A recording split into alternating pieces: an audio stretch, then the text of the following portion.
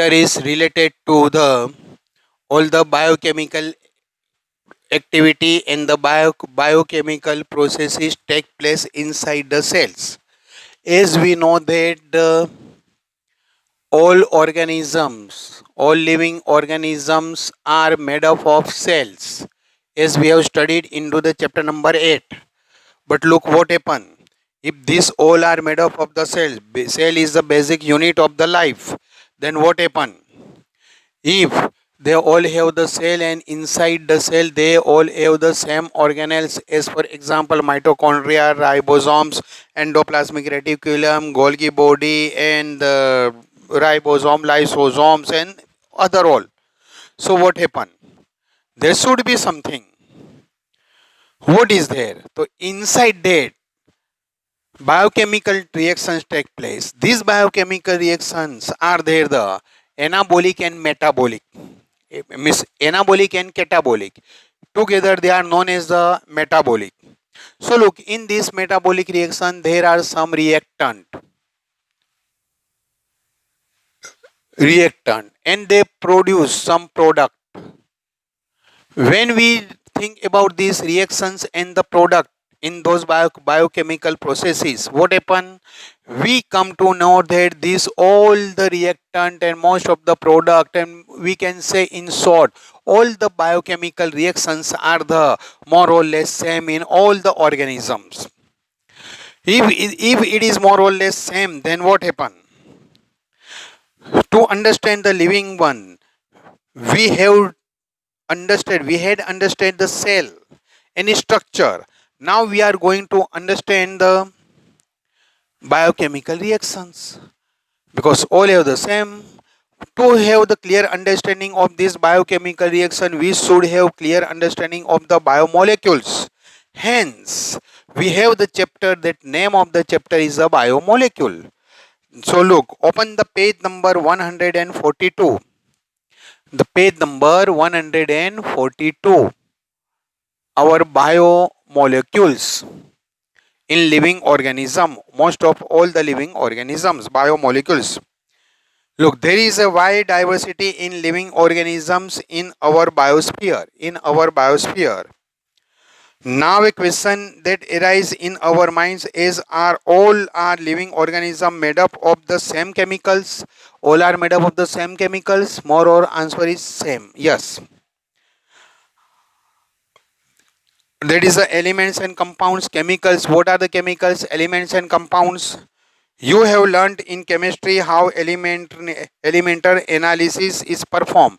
If all are the made up of the same, then we should know about which kind of the elements, compounds are present. So first of all, we should go for what? We should go for that analysis. Which compound, which elements are the present? So look here, what is the that for to understand that how which elements and which compounds are present, we have to go by the chemistry method. That is how elementary analysis perform.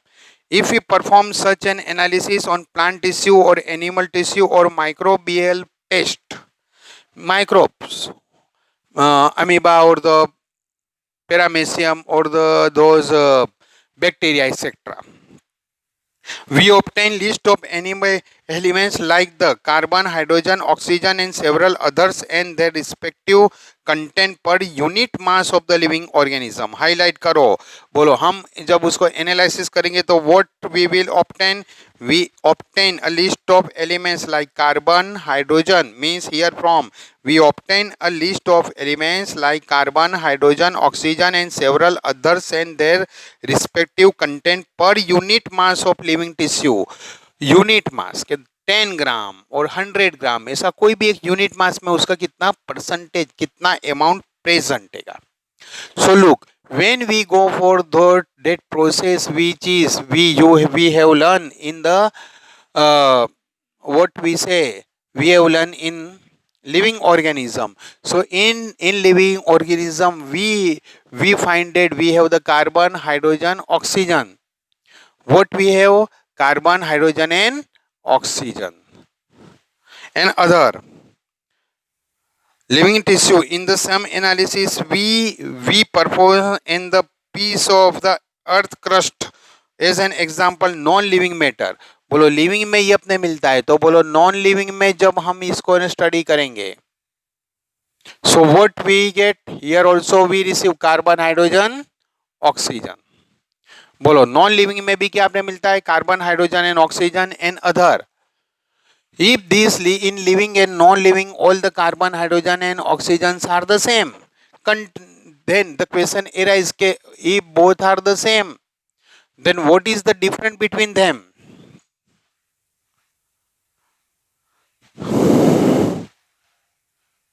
So we obtain similar list. What are the difference between the two lists?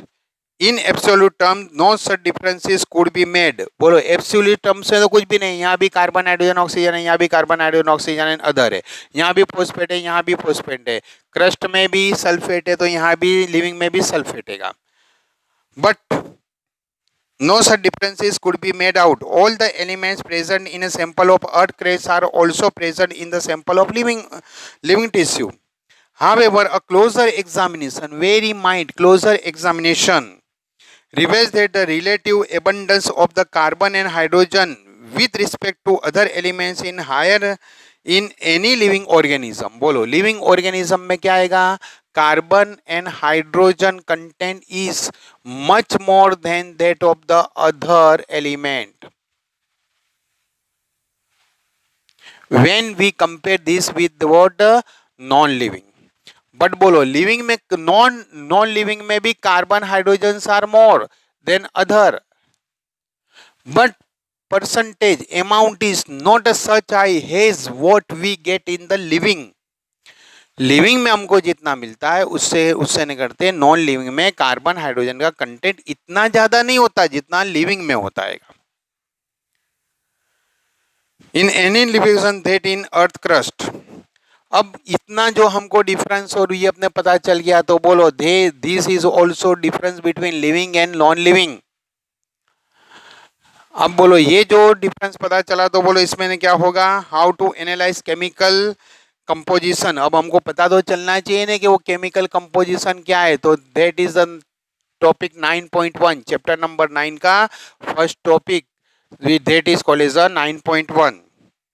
We can continue asking in the same way what type of organic compounds are found in living organism. अब question आता है कि organic compound कौन से हमको मिलेंगे.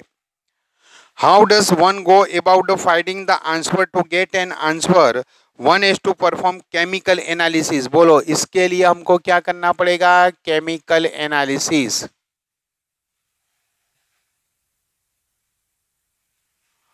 बोलो क्या करना पड़ेगा हमको, केमिकल एनालिसिस करना पड़ेगा. We can take any living tissue, a vegetable और अ पीस ऑफ लीवर. बोलो हम वेजिटेबल ले सकते हैं, vegetable to study the plants content, plant के टिश्यू में क्या है वो, एज वेल एज बोलो ये प्लांट के इसके अंदर जो वेजिटेबल मिलाएगा वो मीन्स स्पिनेच कैसा कुछ भी ले सकते हैं. और if you want to study animal you can take the liver, piece of the liver by dissecting frog और एनी अदर एनिमल. तो बोलो ये वेजिटेबल और लीवर का पीस लिया, ये पीस लेके क्या करना है, तो लोग and grind it in trichloroacetic acid using A mortar and pastel. बोलो क्या करने का है, इसके अंदर ये दोनों में से जो भी लिया है उसको किसके अंदर, ट्राइक्लोरोएसिटिक एसिड. बोलो ट्राइक्लोरोएसिटिक एसिड करके उसमें मिक्स करके उसको ग्राइंड करने का, mortar and pastel.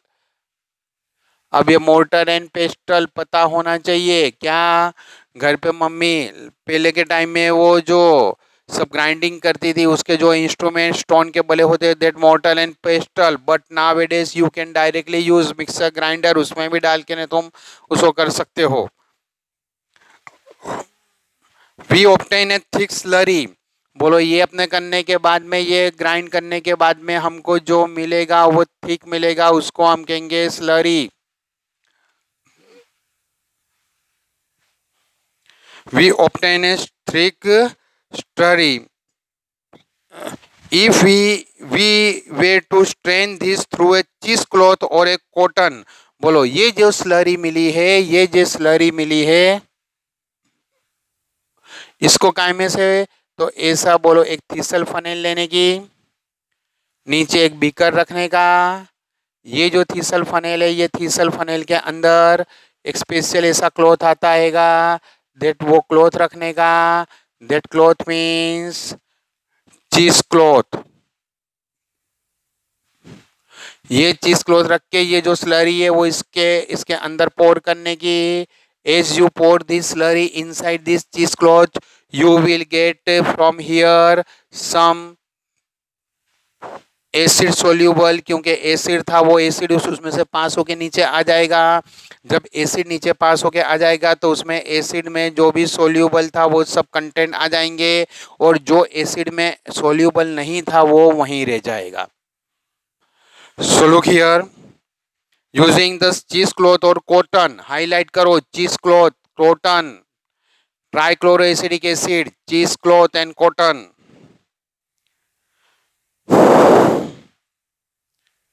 One is cheesecloth or cotton obtain two fraction. One is called the filtrate or more technically the acid soluble pool. बोलो ये जो नीचे मिला उसको ने बोलेंगे acid soluble pool,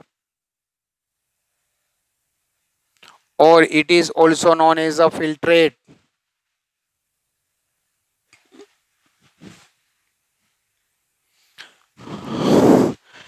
the retentate और द एसिड इनसोल्यूबल फ्रैक्शन, बोलो ये जो रह गया वो रिटेनेंट,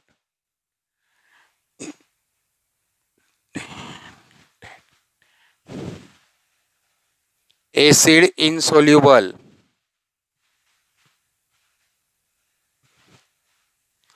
अब देखो, scientists have find thousands of organic compound in the acid insoluble। ये जो है इसमें उसमें क्या मिला उनको, thousands of, not one two और several, thousands of क्या मिलाएगा, organic compound, thousands of organic compound। These thousands of organic compounds are present in retenant, means acid insoluble। Now the question arise के सर ये जो ऐसा आया तो इसमें thousands of, तो उसको कैसे अलग करने का, उसके लिए अलग एक मेथड है। तो देखो हमने ऑर्गेनिक कंपाउंड अलग करा, अब इसके अंदर एसिड सोल्यूबल में क्या रहेगा, inorganic. Some of the inorganic can be easily identified from this and some can not. तो उसके लिए क्या करना है, बरोबर देखो,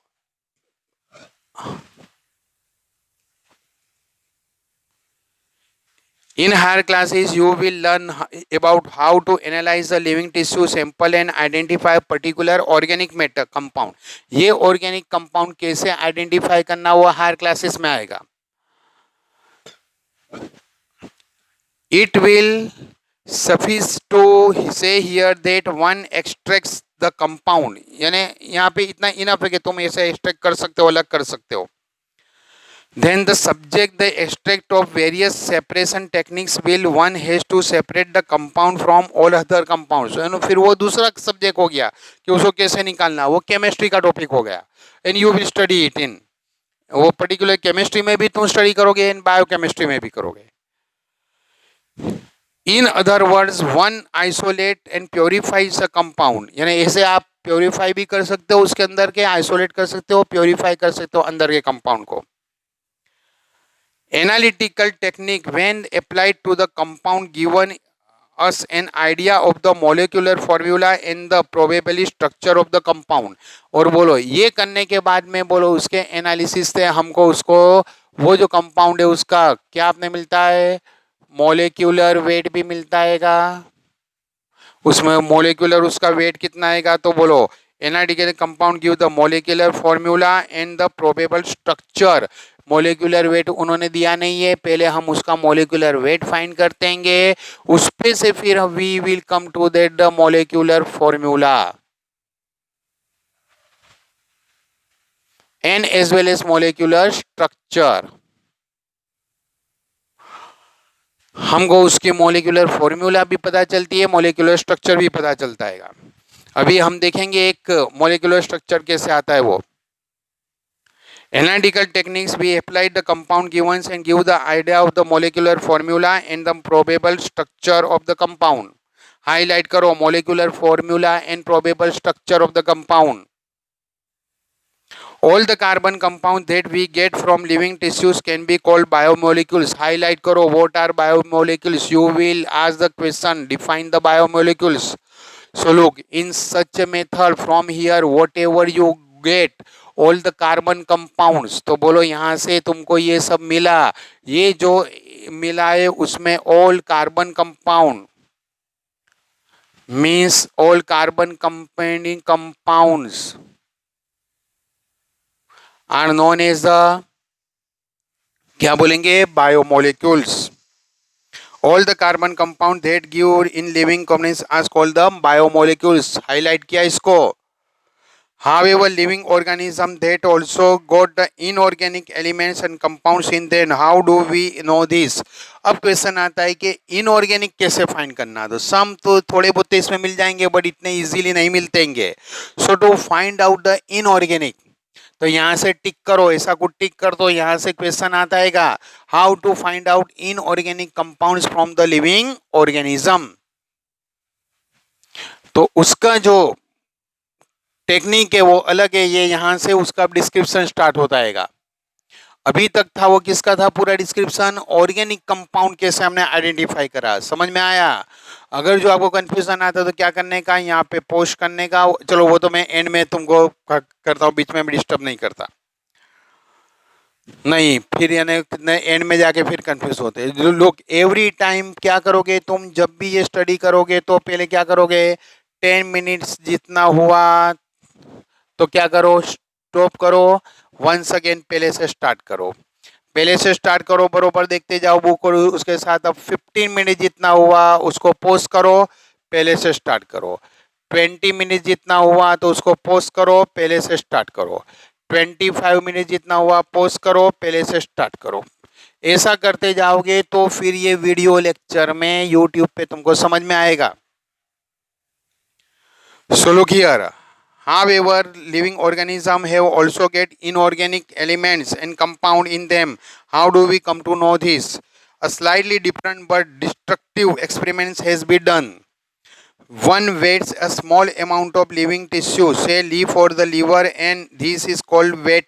बोलो क्या करने का, बोलो प्लांट लेना है तो प्लांट है तो बोलो लीफ को कलेक्ट करके लो, या तो बोलो लीवर.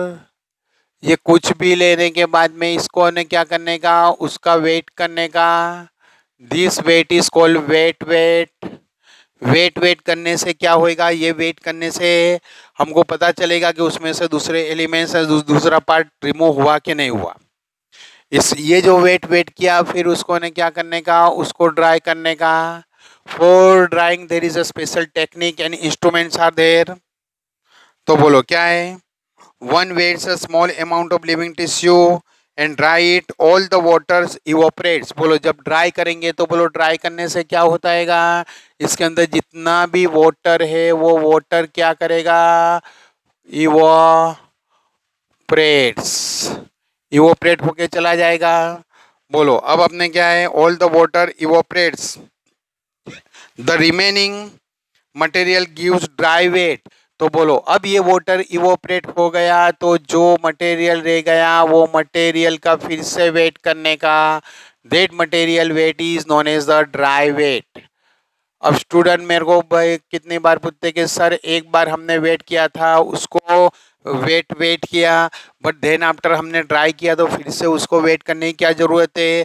अगर जो वो ड्राई हुआ तो फिर उसका डेफिनेटली उसका वेट कम होगा तो हमको पता चलेगा कि कितना ऑर्गेनिक कंपाउंड था जो निकल गया और बाकी का सब अभी देखेंगे. ये ड्राई वेट में क्या रहता है, only inorganic tissue. Now in this tissue the remaining material gives dry weight. Now if the tissue is fully burnt, यानी क्या करने का, अब ये जो ड्राई वेट की जो टिश्यू रह गई है उसको फुल्ली बर्न करने का. वो बर्निंग यानी oxidation. Burning means what? Oxidation. उसको बर्न करने का, ऑक्सीडेशन करने का। बोलो ऑक्सीडेशन करेंगे, उसको बर्न करेंगे तो बोलो ऑन द बर्निंग क्या होएगा? ऑक्सीजन तो है, तो इसमें कार्बन कंपाउंड है।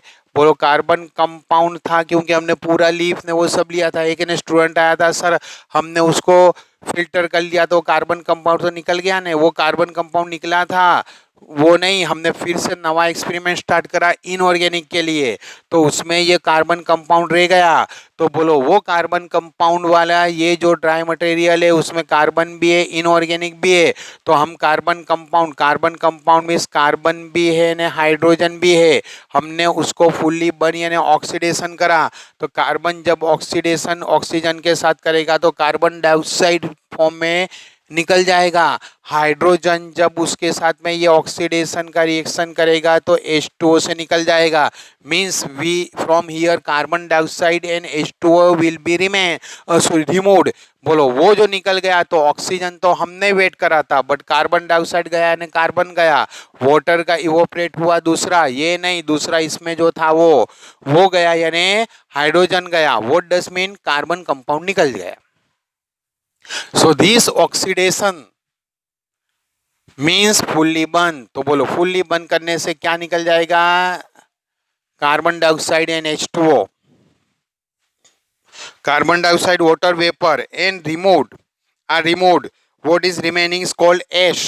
अब ये फुल्ली बर्न करने के बाद में ये जो रिमूव हुआ इससे, बोलो ये जो रिमूव हुआ तो जो रह गया उसको बोलेंगे एश, लोकल लैंग्वेज में बोलते हैं राख। This elements like calcium, magnesium etcetera. तो बोलो ये एस को जब हम स्टडी करेंगे तो हमको उसमें कैल्शियम मैग्नीशियम सब पता चलेगा। Like calcium, magnesium, inorganic compounds like sulfate and phosphate etc. are already seen in acid soluble। वो acid soluble जो पार्ट था उसमें से क्या मिलता है? Phosphate and sulphate. Acid insoluble में से ऑर्गेनिक मिलता है।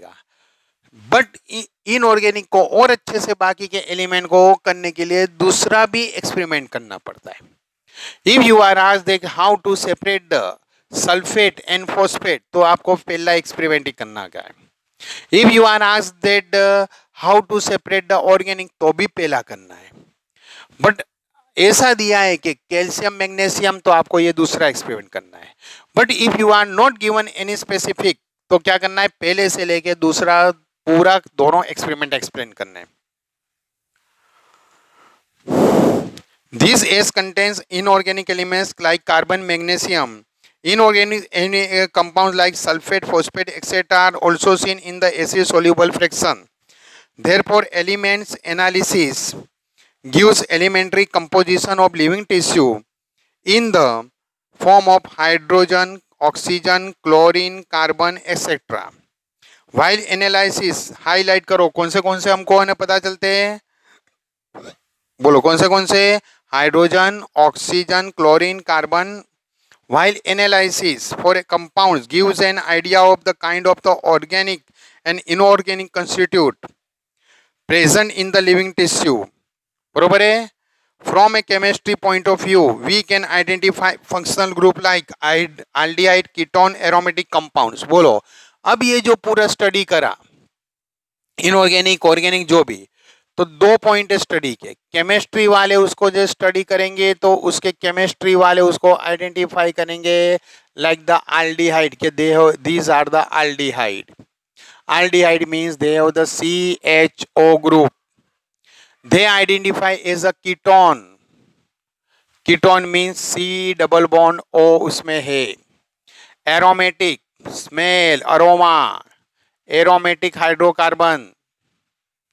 This is point view of the chemistry, but when we consider biologically biomolecules, तो एल्डिहाइड कीटोन वाला क्या आएगा हमारे लिए? एल्डिहाइड कीटोन उसका इंपॉर्टेंट नहीं है बायोलॉजी में। बायोलॉजी में किसका इंपॉर्टेंट हैगा? तो बायोलॉजी में अलग अलग उसके ना मॉलिक्यूल से बोलो क्या है? They are the biological we say classified him to amino acids, जो आज अभी हम स्टडी करने के हैंगे। बोलो क्या? एमिनो एसिड प्रोटीन का पार्ट हैगा। Amino acids, nucleotide basis, nucleic acid DNA में जो है वो न्यूक्लियोटाइड्स के बेसिस, वो डीएनए आरएनए में बाद में हम स्टडी करेंगे, as well as fatty acid, lipids etcetera, fat body, fatty acids, these all are identified biologically. Chemically ये, biologically येगा. Look, before it, we should go for the table number 9.8 and 9.2. Table number 9.8 and 9.2. बोलो क्या आएगा table number 9.8? Table 9.8 give us idea of the what percentage of the dry weight, from the dry weight, what percentage of particular elements are present in human being as well as in earth crust. तो बोलो पहला hydrogen, hydrogen कितना है earth crust में? Only 0.14% रहता है. तो human being में 0.5, 0.5 means 0.50, means much more than that of the living organism. पहले ही हमने स्टार्टिंग में किया कि कार्बन, हाइड्रोजन, ये सब हाइड्रोजन, ऑक्सीजन, इसका कम लिविंग में परसेंटेज कैसा रहता है? वही बहुत ज़्यादा रहता है. तो कितने ने स्टूडेंट आते हैं कि सर देखो यहाँ पे तो 0.14 है और यहाँ पे 0.5 है. Look here, 2 step. So here also 2 step. First is given तो सेकंड इज 0. तो बोलो 0.50 हो गया, नहीं ये 0.14 हो गया. अर्थ क्रेस्ट में कम है और लिविंग ऑर्गेनिज्म ह्यूमन में वो बहुत ज़्यादा आएगा. Carbon in earth crest only 0.03%, while in human body it is 18.5%.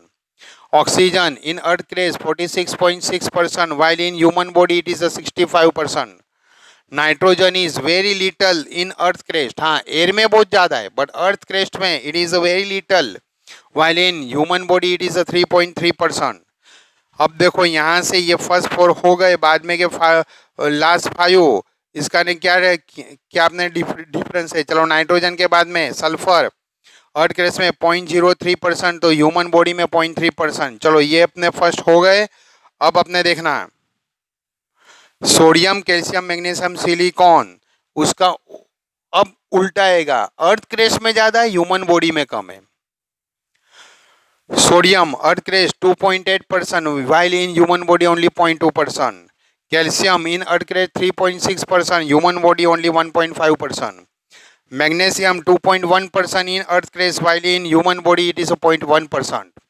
Silicon 27.7% in earth crust, while in human body it is a negligible. Adapted from the C.N. Rao, understanding chemistry, university press Hyderabad. Hyderabad से C.N. Rao ने जो भी कुछ study करा उसके book पे से ये हमने पूरा यहाँ पे अपने किया हुआ है. नंबर 2, अगर जो कोई दूसरा बोलो दूसरी कोई यूनिवर्सिटी प्रेस में से के दूसरे कोई एरिया में से जाएगा तो थोड़ा वेरिएशन आएगा, बिकॉज ये ह्यूमन बॉडी पे, सपोज वो प्लांट बॉडी पे स्टडी करता है तो थोड़ा उसका परसेंटेज आगे पीछे होगा, चेंज होगा. As well as earth crust में कोई एक जगह की सोइल अलग है, दूसरी जगह की सोइल में थोड़ा उसका कंपोजिशन अलग रहता है तो भी परसेंटेज थोड़ा अलग आएगा. Look, as well as table 9.2, list of the representative inorganic constitute of the living tissue. Living tissue में क्या क्या आएगा? सोडियम Na+ आएगा, पोटेशियम K+ है, कैल्शियम Ca+2 है, मैग्नीशियम Mg+2 है, वाटर H2O है. Compounds, which compounds are present? NaCl, CaCO3, NaCl sodium chloride, CaCO3 calcium carbonate, and phosphate and sulphate. Table number 9.1 and 9.2 दोनों को टिक करो और लिखो. Very important question. ये तो बिल्कुल टिप ऑफ टंग होनी चाहिए दोनों टेबल.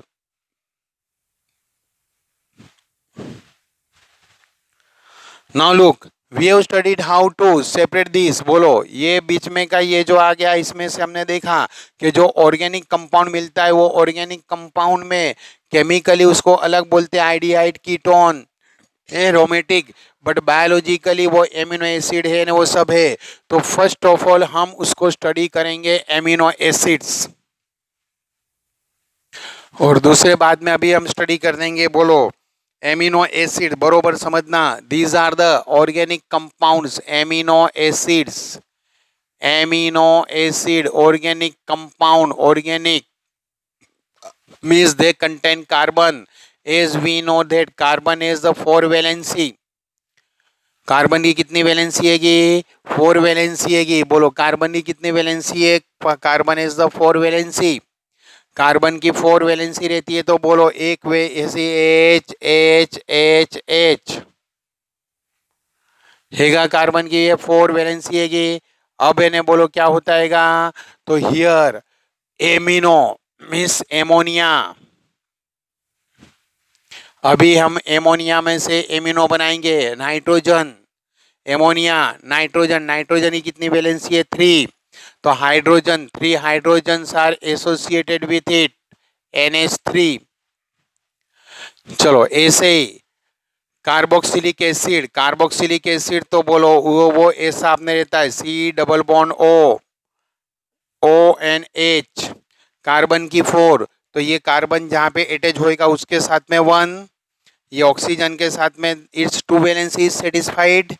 ये ऑक्सीजन के साथ में 1 सेटिस्फाइड हुई बट ऑक्सीजन हैज 2, तो ऑक्सीजन की एक हुई ये कार्बन के साथ में, एक ये हाइड्रोजन के साथ में, तो हाइड्रोजन की 1 इसके साथ में हो गई। देखो ऑक्सीजन की एक वैलेंसी इसके साथ सेटिस्फाइड हुई, हाइड्रोजन के साथ में एक वैलेंसी, यानी हाइड्रो ऑक्सीजन की 2 वैलेंसी सेटिस्फाइड हो गई, हाइड्रोजन की ऑक्सीजन के साथ में हो गई। और ये कार्बन जहाँ ज्वाइन करेगा वहाँ पे एक, और यहाँ पे हमने देखा ये 2 ऑक्सीजन के साथ में एक ही ऑक्सीजन के साथ में, यानी 1 2 3 4। Now look what is given here? Amino acid organic compound है, तो ले कार्बन आया। Amino means from ammonia, ammonia में से बोलो ये नाइट्रोजन आएगा, कितनी है? 1 2 3, तो बोलो इसके साथ में ये 1 इसकी ये सेटिस्फाइड हो जाएगी, हो गई। तो कितनी उसकी रह गई? 1 and 2, 2 hydrogen means here NH2 amino. चलो ये जो NH2 यहाँ पे आया है तो बोलो अब अपने क्या होगा? तो इसके ने साथ में बोलो एसिड, एसिड मैंने ये अपने किया था COOH, तो यहाँ पे COOH। अभी इसको अलग से अपने लिख के ने समझतेंगे, तो बोलो तुमको ने समझ में आना चाहिए। बोलो क्या हुआ? Amino acid. ये एमिनो एसिड तो बोलो दूसरा इसके साथ में बोलो ये कार्बन के साथ में क्या रह गए? 2 H रह गए, तो एक H इधर है और एक H इधर है, एमिनो एसिड। तो अभी हम इसको एमिनो एसिड को स्टडी करेंगे।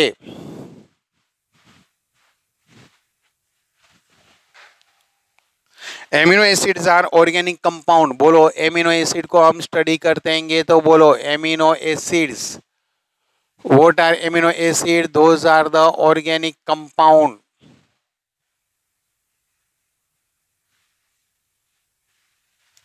What are these? These are the organic compounds.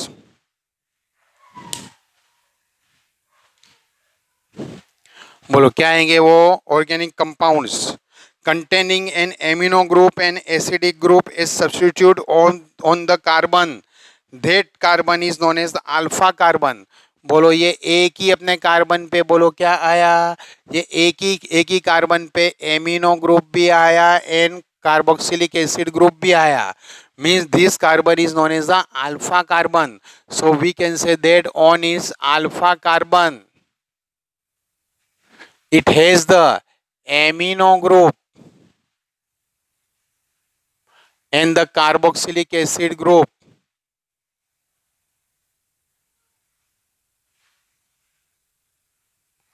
बोलो क्या आता है उसमें? एमिनो ग्रुप भी आता है एंड कार्बोक्सिलिक एसिड ग्रुप भी आता है। That is alpha carbon. Hence they are called alpha amino acid. Hence they are called the alpha amino acid. Highlight करो alpha amino acid और बाजू में क्वेश्चन मार्क कर दो। Why amino acids are called as the alpha amino acid? Because they contain the amino group and carboxylic group on the same carbon. Hence that alpha carbon, hence complete molecule is known as the alpha amino acid. They are substitute methanes. कैसे ये methanes बना? तो देखो ये तो ये H H ने दूसरा क्या आता है वो अभी हम स्टडी कर लेंगे। Methane, methane is the very common organic compound. तो बोलो ये मिथेन में क्या रहता है? कार्बन, कार्बन की 4 वैलेंसीज, तो 1 is H, second is also here H, means this is called CH4। This CH4 is the methane. CH4 क्या आएगा, मीथेन आएगा। तो अब अपने तुम यहां से देखो, ये जो H है it is substitute by NH2, this H is substitute by COOH। ये H हैगा कोई भी एक, आइदर दिस और this, we can keep as it is. तो देखो from here this much part तुम देखो, ये हैगा, ये H सब्स्टिट्यूट हुआ NH2 से, ये H सब्स्टिट्यूट हुआ COS से, और ये H ऐसा ही रह गया। अब now question arise regarding this H। So look, we have 20 types of the amino acid in our proteins। Protein काय के बने हुए होंगे, एमिनो एसिड के। How many amino acids we have, different different 20 types, not 20 amino acid, 20 types. in any protein there may be thousands of hundreds of the amino acid, but total types कितने, 20। तो ऐसे ही अपने समझ लो, एक कोई amino acid में यहाँ पे H आता है, अभी हम देखेंगे। दूसरे एमिनो एसिड में यहाँ पे CH3 आता है, एक दूसरा एमिनो एसिड आता है उसमें CH2OH आता है। मीन्स ये जो H है वो अलग अलग वेरिएशन में आता है, ये वेरिएशन में आता है ये H यहाँ का, तो उसको हम लिख देते हैं R। मीन्स बोलो बेसिकली बोलो वो क्या था, मीथेन। मीथेन में एक हाइड्रोजन रिप्लेस हुआ amino, second hydrogen is replace by the acid, other hydrogen remain as, और एक हाइड्रोजन अलग अलग एमिनो एसिड में वेरिएशन रहता है, that is indicated by the are.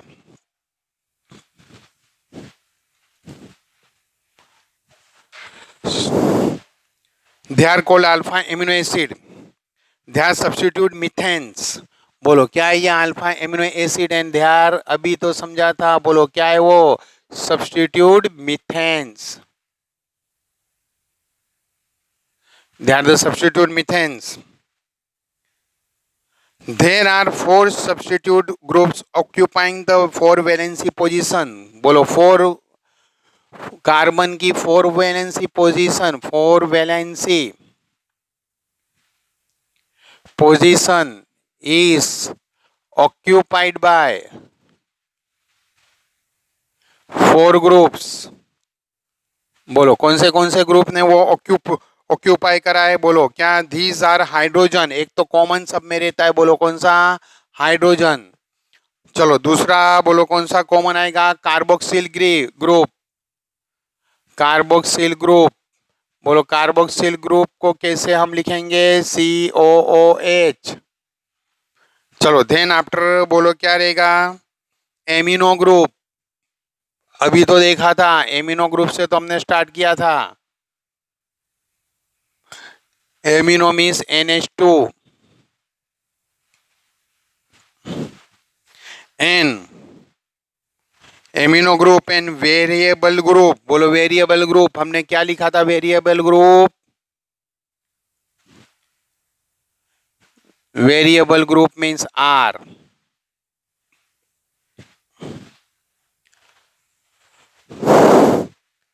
designated by R। Based on the nature of the R group, there are many amino acids। बोलो based on, यहां से समझ में आना चाहिए, based on R variable R group, there are many amino acid, many amino acids। बोलो many तो कह दिया, but we should know that 20 types of amino acids are present in living one. Living organism के protein content में कितने type के amino acid रहते हैं, 20 टाइप्स।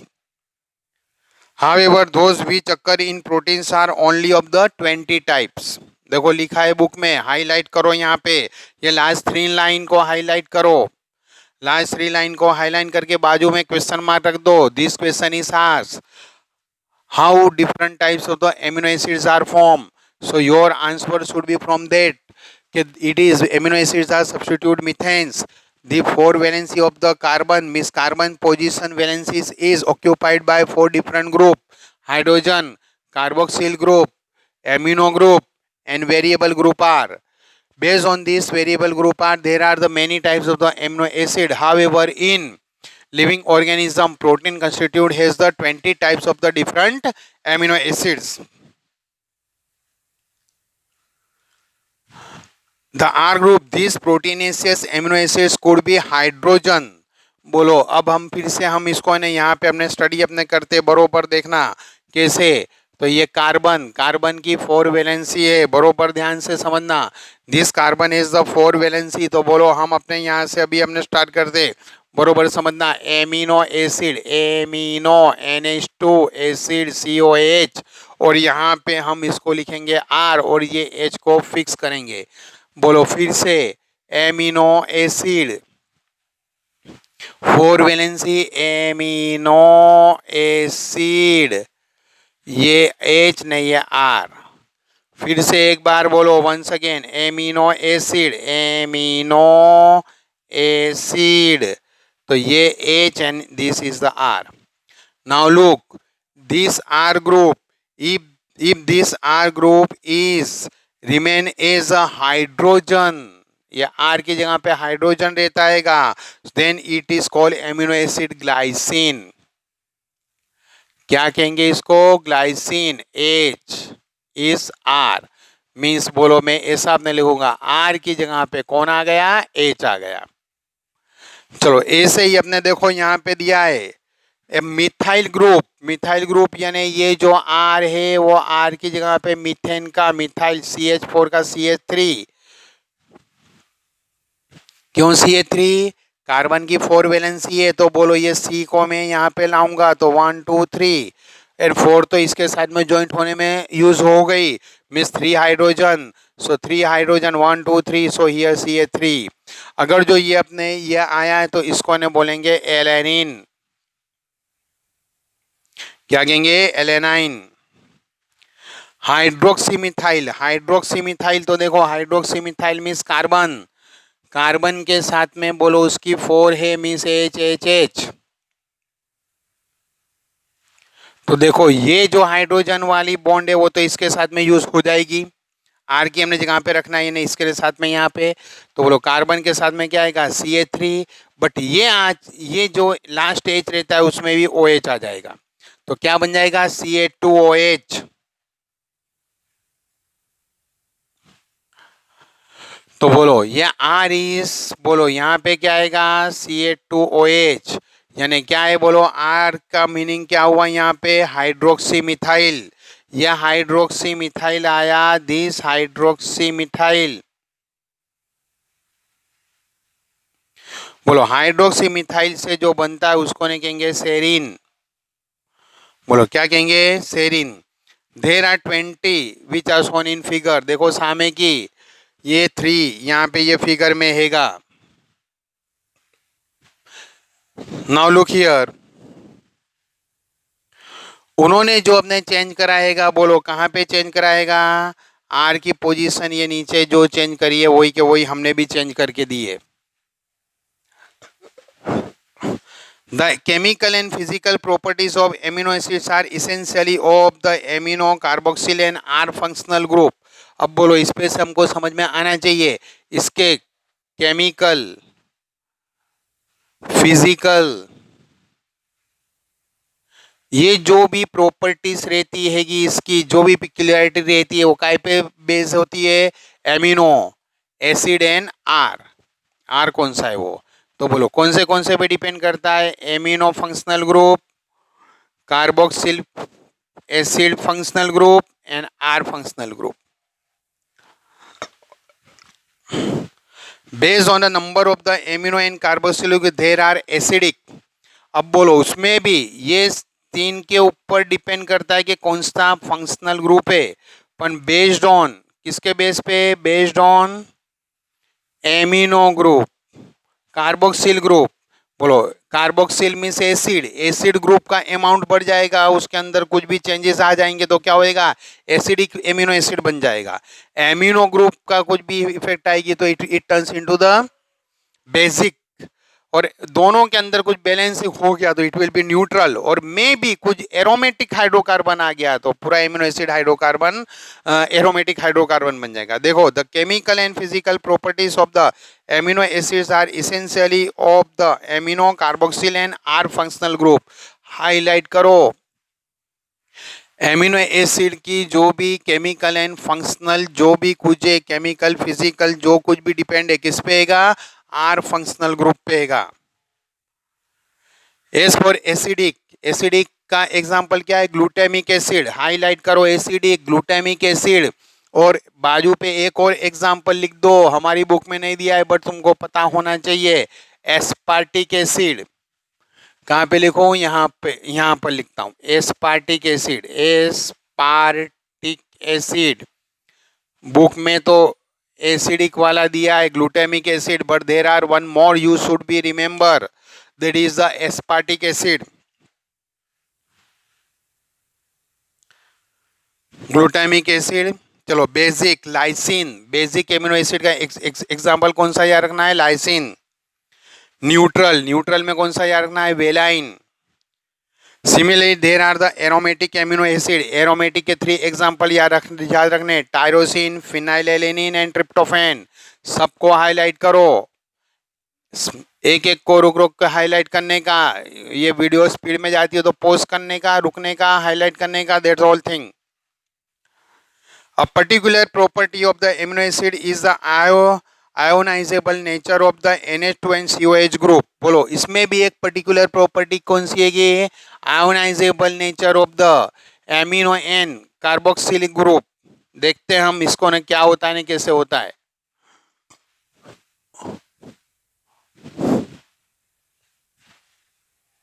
बरोबर देखना। Now look once again, this amino acid 4, बोलो इसके इसके अंदर हम यहां से स्टार्ट करेंगे, amino and acid opposite side पे, R and H। Many time what happen? This H is removed and it is accepted by this one। तो बोलो क्या हुआ, यहाँ पे NH2 था, यहाँ पे ये था, तो बोलो ये पार्ट में अपने यहाँ पे करता हूँ ये, उसके साथ में ये कार्बन, उसके साथ ऑक्सीजन डबल बॉन्ड हो, इसके साथ बोलो ये O N1H। तो बोलो ऑक्सीजन की कितनी है कि -2, उसमें से एक ये साइड पे ने एक ये साइड पे, बरोबर है। चलो ये जो है यहाँ पे ये NH2 को, तो बोलो वो एक कार्बन के साथ में ये आ गई, ये कार्बन, ये मिडल कार्बन, ये मिडल कार्बन ये रहा। चलो यहाँ पे बोलो नाइट्रोजन की 3, तो 1 यहाँ पे आ गई, ने ये एक एक H रह गया, मीन्स NH2 हुआ इतना, दिस कार्बन और ये। अब बोलो इसने H को रिमूव करा, यहाँ से H निकल गया, तो बोलो ऑक्सीजन के अंदर एक लॉस हुआ, तो that is -1 and that hydrogen is accepted here. बोलो यहाँ पे आया तो उसके अंदर एक ज्यादा का आ गया, आना हो actually it should be only NH3, और NH3 के बेस पे वो NH2 बनना था, तो वंस अगेन हियर NH3 वाला बन गया, एक एक्स्ट्रा आ गया, एक आया तो +1 हो गया। सो लुक हियर, ये हाइड्रोजन लॉस हुआ तो हियर CO-, यहाँ पे हाइड्रोजन आया तो NH3+। अब ऐसे ही बोलो यहां से, अगर जो कोई रिएक्शन में क्या हुआ, तो once again look here, NH2 COOH RNH, if this loss this hydrogen but that hydrogen is not accepted by this NH2, तो क्या हुआ, ये नेगेटिव हो गया। बोलो यहाँ का हाइड्रोजन यहाँ पे आया तो ये नेगेटिव नहीं, ये पॉजिटिव हुआ। यहाँ का जो इसने सॉल्यूशन में रिएक्शन में हाइड्रोजन लॉस कर दिया, वो हाइड्रोजन कोई दूसरे में चला गया, यहाँ पे वही मॉलिक्यूल पे नहीं आया, तो बोलो पूरा मॉलिक्यूल कैसा हो गया, नेगेटिव चार्ज हो गया, यहाँ पे न्यूट्रल हो गया। ऐसे ही देखो, बोलो यहाँ पे हम देखेंगे तो बोलो this carbon 4 amino NH2 COOH RNH, what happened? If this NH2 received any hydrogen from the any other उसके साथ जो रिएक्शन करने वाला है, यहाँ का तो ऐसा ही है, ये एक और आ गया तो बोलो यहाँ एडिशनल आ गया, तो ये पॉजिटिवली चार्ज हो गया। वो फिर से समझो, ये जो पूरा एमिनो एसिड था यहाँ का H था वो H ये NH2 में आ गया, तो वो NH3 मीन्स एक एक्स्ट्रा तो प्लस हो गया, इसने लॉस करा तो माइनस हो गया। अगर जो केमिकल रिएक्शन में इसने खाली लॉस किया बट वो हाइड्रोजन इसने एक्सेप्ट नहीं कराएगा तो ये नेगेटिवली चार्ज हो गया। ऐसे ही बोलो कोई रिएक्शन में से इसमें हाइड्रोजन ऐड हुआ बट यहाँ का लॉस नहीं हुआ था तो ये पॉजिटिवली चार्ज हो गया। लोग ईडी इज गिवन देयर,